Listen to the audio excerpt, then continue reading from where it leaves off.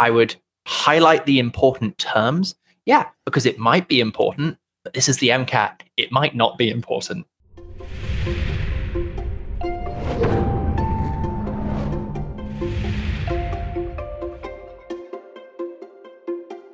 Alex, back for some more MCAT podcasts.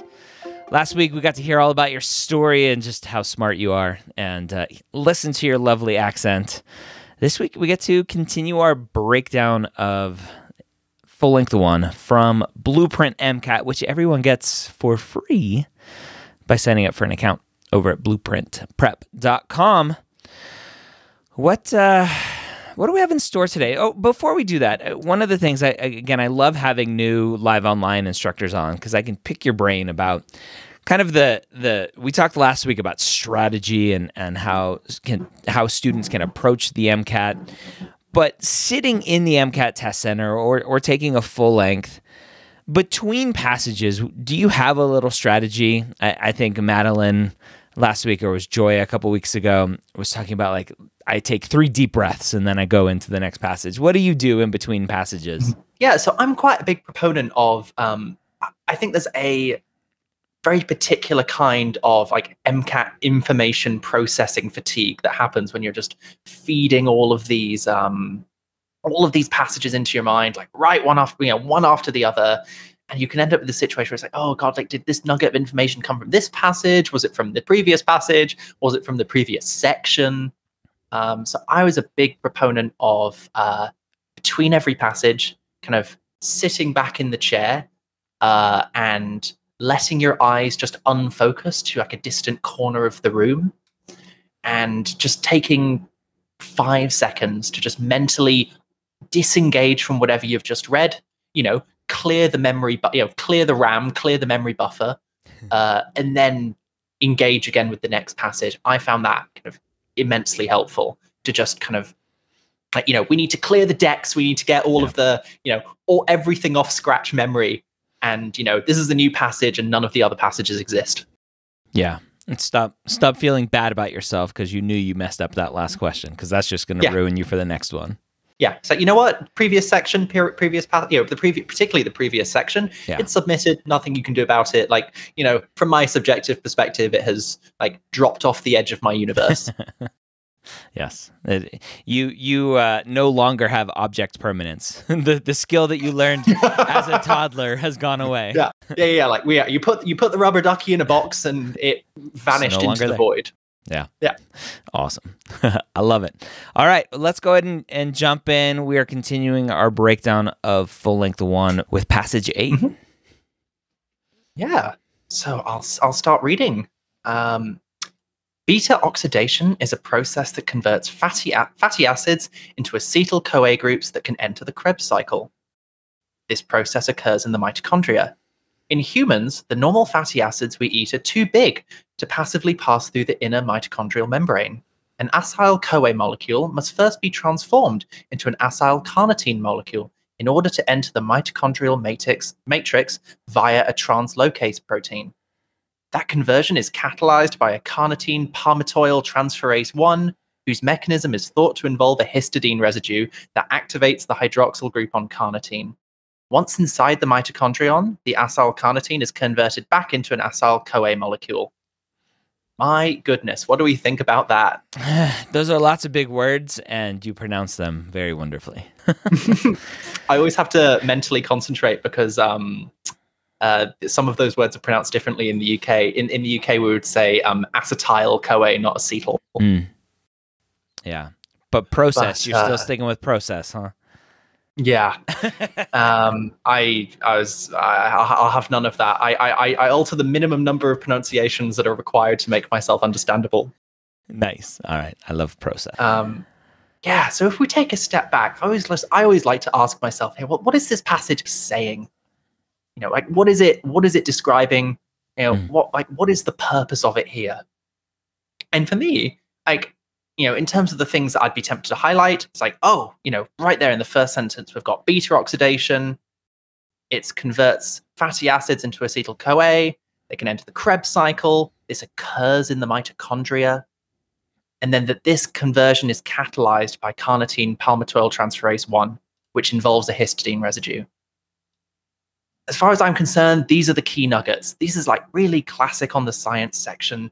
They give you loads of background. Like, this is how this process works. This is where it happens. And very often there are actually relatively few nuggets of information that you need to pull out here for later. Yeah, I think it's such an important skill of what is important, what is not important. And kind of going back to what we were saying last week with students, when they have this kind of discussion around like, I'm not good at that, or how did you pick out those important things, right? Looking at what you do, right? Looking at what you do, going, I didn't know those were the important words. Like, you're not expected to yet, right? It's a skill that you're working on every passage, every paragraph, getting better and better and better at reading comprehension and picking out the important things. Yeah, absolutely. And when people are reviewing any sorts of these passages, I often recommend that they read a paragraph themselves, try and interpret what it means, and then compare their notes to the key terms and the outline that Blueprint gives you, to just say like, oh, how does this, how does their interpretation line up with my interpretation? And that kind of over time you can get better at kind of correlating one with the other. Yeah. So important. So in terms of key takeaways from this passage, it's like it's really not very much at all. It's like, oh, there's this process called beta-oxidation. It converts fatty acids into acetyl-CoA because fatty acids themselves are too big to go into the mitochondria. They can't squeeze through that membrane. And in order to do that, acyl-CoA must first be transformed into this new molecule, acyl-carnitine. And then right below, we have figure 1, which is the structure of carnitine. This is presumably what gets modified. This is the vehicle by which those acyl groups are shuttled into the mitochondria. Have a brief look at the structure of it. It's like, yeah, it's a molecule. It's got some atoms in it. I'm not going to, we don't need to analyze it really any more than that, unless we get a specific question about it. Okay. And then below in figure 2, we have a structure of palmitic acid, which is kind of a generic fatty acid. We're familiar with what they look like. You've got that carboxylic acid group and then just a big long chain of carbons. Yeah. Got it. Moving on, we get acyl-carnitine translocase deficiency is an autosomal recessive disorder characterized by malfunction of the translocase, whose normal function is to exchange acyl-carnitine from outside the mitochondrion for carnitine inside the mitochondrion. In the metabolism of a molecule of palmitic acid, once converted to palmitic acyl-CoA and having entered the mitochondrial matrix, 4 steps will occur and be repeated until the entire molecule is converted into 8 acetyl-CoA molecules. The first 3 steps are outlined in figure 3. Oof, more big words. It keeps on going. Yes, and lots of diagrams here. Yeah.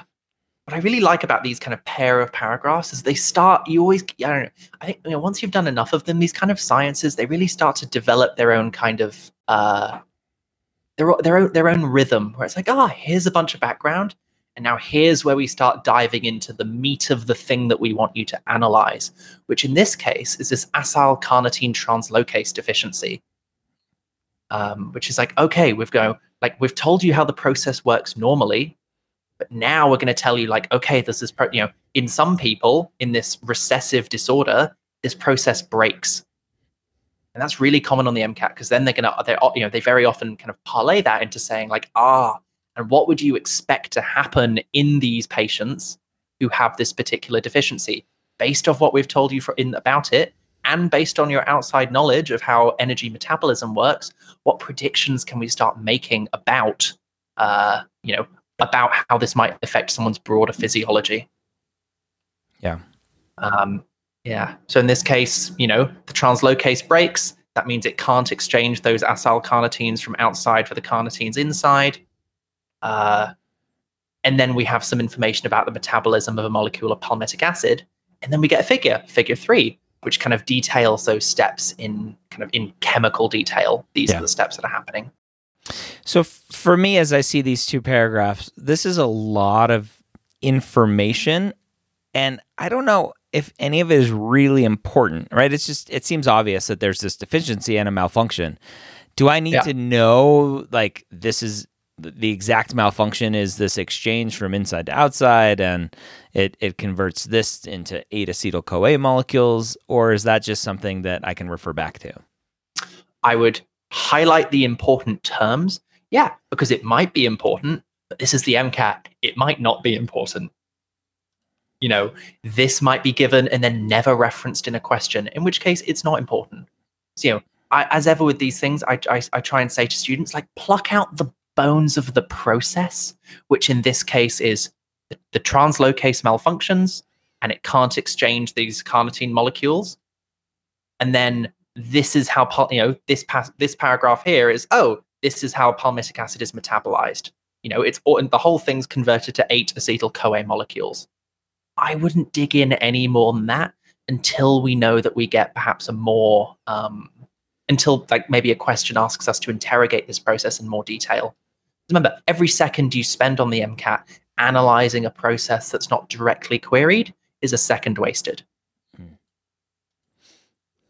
All right. You know, this isn't a scientific paper that we can pore over at our leisure. Unfortunately. Yes. Stupid time limits. Yeah. And then figure 3, first 3 steps of the beta oxidation of palmitic acid. This should be a process that students are hopefully familiar with. You know, because the process of beta oxidation is included in the MCAT content categories. So hopefully this should be reasonably familiar. But, you know, if it isn't, note that that's what the figure says and move on. Okay. Step 1 produces an FADH2 and step 3 produces an NADH and H+. Table 3 shows how many ATP are produced per NADH, FADH2, and per acetyl-CoA. I really like this paragraph because it's providing a link now between this figure above and the table below. Yeah. We have a list of steps on how fatty acids are metabolized, and then below we have a table that gives us more data. How much ATP do we get per process? And presumably the questions will ask us to, you know, link these in some interesting and synthetic way. Alrighty. And then we jump in. I'll go ahead and start with this first question because I'll probably get it wrong. Question 40. If we start with the molecule below instead of palmitic acid, which step will be interrupted and which enzyme will be used to correct the issue? And so figure 2, we have palmitic acid, and I have them kind of lined up side by side here. So you can see if you're watching on video. If you're listening to this in a podcast form, go watch the video and you can see. But it's almost all the same, except there's one double bond kind of in the middle. What do you think? Yeah, and so if we start, which step will be interrupted? I have no idea. So as ever with these questions, I really like because this is like a classic 2x2 question where we have like 2 nuggets of information in each answer choice. We can see here, A says step 1 phosphatase, B says step 1 isomerase, C says step 2 reductase, and D says step 2 kinase. Immediately, this means the only options for which step it could even be is 1 or 2. Yep. So you know what? Step 3, for now, we can ignore it because it can't possibly be right. Yeah. So I always like to start with like, all right, let's evaluate. Like the first chunk of the question, is it step 1 or is it step 2? And if we look at these steps, like, I don't know, which molecule does the one given to us in question 40, like which molecule does it resemble the most? I always think that's a really great place to start. Which one does it look the most like? Well, step 2 in our figures has a double bond in there, similar to this one, just in a different spot. Yeah, I agree. It does. It's like, oh, it's almost the same molecule. It's just in a different spot. So I would be inclined, as we know from enzymatic processes, that enzymes are very specific to the molecule that they bind to. And if it's not shaped in the right way, then it'll probably interrupt the process. If I had to guess, that's probably the concept that this question's trying to interrogate.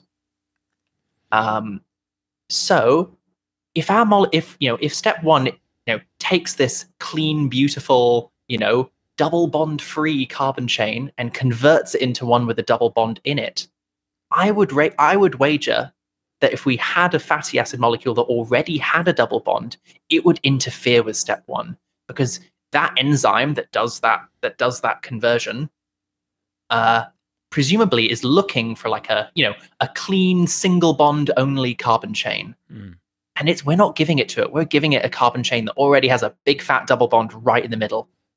Yeah. So I'd be tempted to say step one is the right answer there, the process that it interrupts. In which case, we can probably tentatively eliminate C and D. Yeah. And now we have 50% chance of getting the right answer versus 20. Yeah. And if you're not sure from now, then you could, if you have 5 seconds left, even if you guessed now, you've doubled your odds of getting the question right. So now, which enzyme will be used to correct the issue? So now we're effectively just asking, what enzyme are we looking for to convert this molecule with a double bond in the middle to that second molecule on the left that has a double bond kind of much closer to the right? And what classes of enzymes do we normally look for that just rearrange bonds? I want to say isomerases. Yeah, which means B is the right answer. Okay. Phosphatases classically remove phosphates from molecules. Kinases add phosphate groups and phosphatases remove them. In this case, A is not the right answer because there's no phosphate that's being added or removed. Yeah. We're just looking for an isomerase. We're looking for an enzyme that'll come along and pluck that double bond off the middle and stick it closer to the end. All right. Piece of cake, right? This is easy stuff. All right. Yeah. Oh, man. Yeah, I like this one because that's a question that seems really intimidating, but then once you dive into what's it actually asking and go to its most elemental steps, it's not nearly as scary. Yeah. All right, 41, go ahead. Yeah. Injection of insulin into the bloodstream is least likely to result in which of the following? So we have A, increased glycogen synthesis, B, decreased lipid synthesis, C, increased esterification of fatty acids, and D, decreased gluconeogenesis. What do we need? What are we thinking here?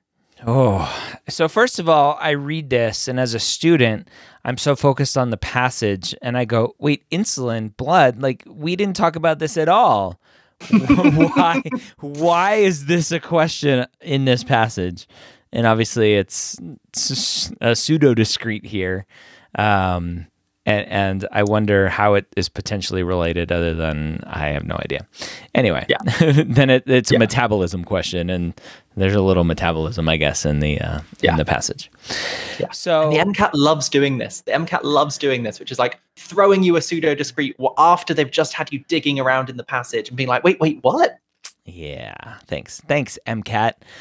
All right, so I think hopefully most students understand insulin's job, right, is to get kind of glucose into cells so we can use it, and all of that fun stuff. So what happens here? Glycogen synthesis, right? Glycogen is a storage molecule, so we're storing glucose. That happens when we get glucose into the cell. We go, hey, we got some extra here, let's store it.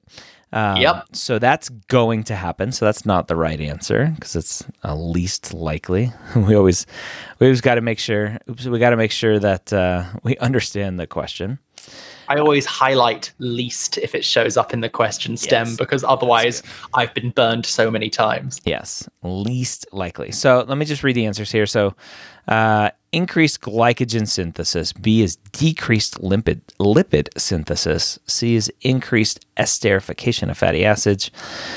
D, decreased gluconeogenesis.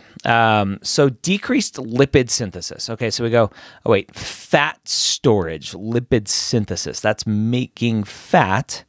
We're going to decrease that. Well, if we have excess energy, right, excess sugar, excess glucose, we're probably going to store that as fat too. So that would be increased. So this is saying decreased lipid synthesis. So that doesn't necessarily make sense to me. So I'm going to hold off on that for now. I'm not super excited about that answer for some reason. All right. C is increased esterification of fatty acids. Now I see that and I go, I have no remembrance of what esterification of fatty acids means. So that one scares me because I don't know what it means. So it could be, am I breaking down fatty acids or am I making fatty acids? That potentially is maybe the definition of that. So C is crazy. I don't like that. D, decreased gluconeogenesis. So gluconeogenesis, right, is making new glucose. Do we need to make new glucose if we are injecting insulin? My assumption is no, we don't need to make new glucose. We're taking insulin so we can get it out of the bloodstream. We're not like in some sort of fasting state or I don't know. So least likely. So decreased gluconeogenesis makes sense if we're injecting glucose. We have plenty of glucose around. That's what I think. So I'm down to 50-50. Decreased lipid synthesis. Let's go back to that one. Lipid synthesis. Do I need to make fat? I'm going to go with B because I have no idea what C means. I think that is flawless content strategy, which is narrowed it down to 2 and then picked the one that looked encouraging and ignored the one that you're like, oh God, like, esterification, is that more? Is that less? I don't remember.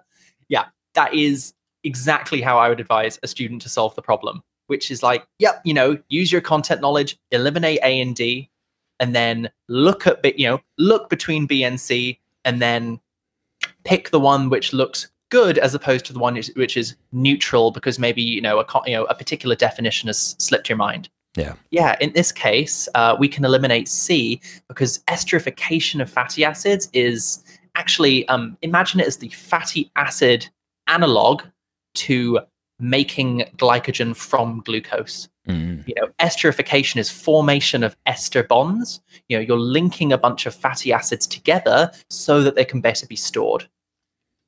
Esterification of fatty acids is exactly what you'd expect when you inject insulin because it's right up there with lipid synthesis. You're taking a bunch of sugar in, or you're taking in, you're not burning fatty acids anymore. You're actually linking them up for storage. So that's exactly the process that we would expect from injection of insulin. All right. Yeah, awesome. So great question. Decreased insulin and glucagon, lipid. Super high yield. Yes. Gotta know some of that physiology, which is like, wait a minute, physiology is not on the MCAT. Oh yes, it is. Oh yes, it is. Where you'd least expect it too. Question 42, and I see right off the bat it's a Roman numeral 1, so my anxiety goes through the roof immediately. So we gotta keep that down. In which steps in Figure 3? So let me scroll here to Figure 3. Is the fatty acid oxidized? Roman numeral 1, step 1. Roman numeral 2, step 2. Roman numeral 3, step 3. We have 1 only, 3 only, 1 and 3 only, 1, 2, and 3 only. And so this trick that we usually get to of let's look at the answer choices and find which Roman numeral occurs the most doesn't really work here because 3 is in 3 and 1 is in 3 answer choices. And so it's like, oh, thanks a lot. So the question really comes down to, well, do we think it's step 2? I don't know if we should look at step 2 first because that's only in one answer choice. Yeah, I like that strategy, and I'm absolutely inclined to agree with you. I always think this is a great question where people can get really tangled in the details for a long time, examining those steps, examining those flowcharts. And in fact, what separates kind of amazing strategy people and you can get the question right in both ways by either looking at the figure in depth. But if we just scroll down a little bit, passage tells us everything we need to know.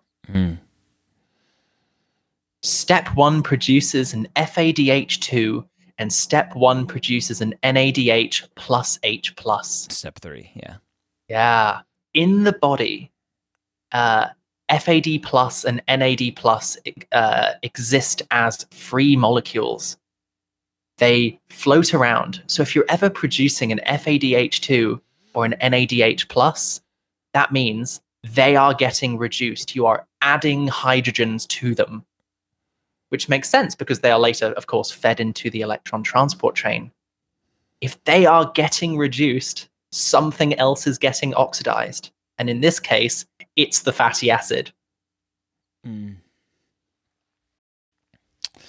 Interesting. So it tells us right there. And it doesn't say anything right about there. step 2. And so the pre-med in me, right, the neurotic pre-med in me will go, wait a minute. But it doesn't say it doesn't happen in step 2. So how do I know just by looking at the chart? Yeah, absolutely. So if we look at the graph, if we look at step 2 here, I think it's really tempting to look at this figure and say, oh, it is being oxidized. Look, we take a double bond and we convert it to a hydroxide. That's, I'm increasing bonds to oxygen. Like, that's oxidation, right? It must be 1, 2, and 3. And this is a kind of an interesting and finer point of chemistry, which is when you add water, what we're doing here really is you're just adding water, across a double bond and converting it into this OH. That means we're actually just adding an oxygen and 2 protons, which actually means there's no net redox at all. Yeah, this is a tricky one. So certainly, moving quickly, I would be tempted to pick C because, in the body, if something like a fatty acid is being oxidized at step 2, you would expect an evolutionary process to have optimized it such that it extracts energy out of it somehow by coupling it to one of these processes. We can eliminate step 2 by examining that mechanism and being like, you're adding a water, you're adding H2O.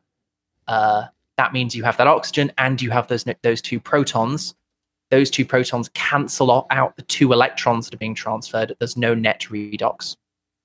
But we could have eliminated it down to C and D with that one sentence in that paragraph there. Yeah. All right. Yeah, this is a great question. Always got to remember things that are being reduced. Something's getting oxidized. Things that are getting oxidized. Something's getting reduced. It's like a yin and yang. Flow of electrons makes the world go round. I always think there's a kind of kind of poetic symmetry in the kind of that the electron flows that make our computers and phones work are actually remarkably similar to the electron flows that keep our mitochondria and cells functioning. There's a Queen song that says that something else makes the world go round, but we won't sing that song. All right. Question 43. Which of the following is most likely not a symptom of acyl carnitine translocase deficiency? All right. So this is the second paragraph here. Yeah. So A, hyperglycemia, B, muscle weakness, C, liver damage, or D, high ammonia levels in blood. And again, most likely not a symptom of.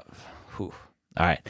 So students are going to be like, wait a minute, I don't know anything about acylcarnitine translocase deficiency, other than that there's this malfunction of the translocase, which normally exchanges acylcarnitine from outside the mitochondrion for carnitine inside the mitochondrion. So, all right. So I know it's potentially a mitochondria disease. But the question is, what else is being used here? Yeah.